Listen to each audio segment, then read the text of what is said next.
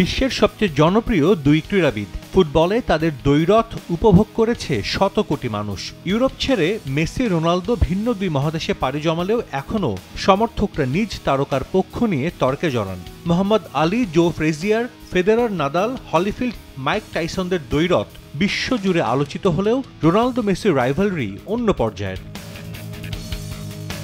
দুজনই ক্যারিয়ারের শেষ পর্যায়ে চলে এসেছেন। 2026 ফিফা বিশ্বকাপের পর হয়তো আর পেশাদার ফুটবলে দেখা যাবে না এই দুই তারকাকে, তবে তার আগেই দেখা যেতে পারে ড্রিম ম্যাচ। কোটি মানুষের কল্পনাকে সত্যি করে এক দলে খেলবেন মেসি রোনালদো, আর সেই ম্যাচ হবে আর্জেন্টিনার বুয়েনোস আইরেসে। হঠাৎ করেই এই আলোচনা সামনে এনেছেন রোনালদো মেসির সাবেক সতীর্থ কার্লোস তেভেজ। 2021-এ পেশাদার ফুটবলকে বিদায় জানানো তেভেজ ম্যানচেস্টার ইউনাইটেডে খেলেছেন রোনালদোর সঙ্গে, আর জাতীয় দলে মেসি তার দীর্ঘদিনের সতীর্থ। সম্প্রতি এক সাক্ষাৎকারে নিজের বিদায়ী ম্যাচ নিয়ে পরিকল্পনার কথা জানান তেভেজ। সেই ম্যাচে রোনালদো মেসিকে এক দলে নিয়ে একটি প্রীতি ম্যাচ আয়োজনের প্ল্যান করছেন আর্জেন্টিনার হয়ে 76 ম্যাচ খেলা এই ফরওয়ার্ড।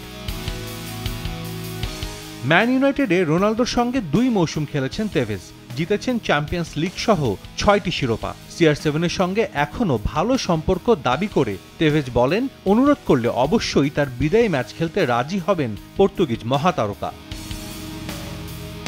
আর মেসির সঙ্গে এক দশক জাতীয় দলে খেলায় এই প্রস্তাবে ইন্টার মায়ামি তারকার রাজি না হওয়ার কোনো কারণ দেখছেন না তেভেজ।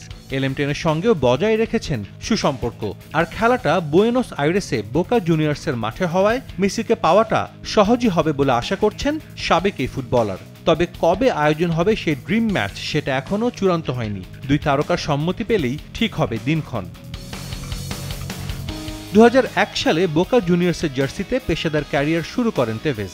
এরপর ব্রাজিল, ইংল্যান্ড, ইতালি, চীনে খেলে আবারও বোকা জুনিয়র্সে এসেই শেষ করেন ক্যারিয়ার। 2022-এ ম্যানেজার হিসেবে রোসারিও সেন্ট্রালের দায়িত্ব নেন তেভেজ। এরপর ক্লাব অ্যাথলেটিকো ইন্ডিপেন্দিয়েন্তের হয়েও কাজ করেছেন এক মৌসুম। তবে এখন কোনো ক্লাবের সঙ্গে যুক্ত নেই সাবেক এই ফুটবলার। সাজিদ মুস্তাহিদ, সময় সংবাদ।